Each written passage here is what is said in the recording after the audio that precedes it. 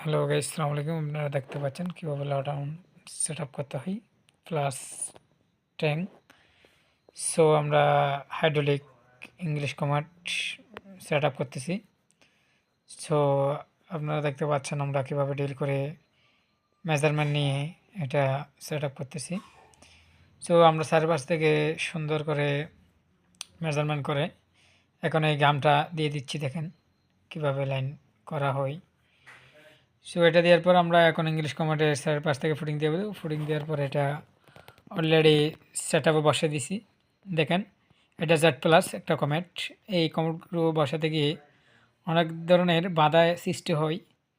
So আপনারা যদি এই কমেন্টগুলো বসাতে যান, যে সময় বাড়ি করার আগে যে 4 ইঞ্চি পাইপ টানা হয়, এই সময় আপনারা কখনো লং ট্রেপ দিবেন না।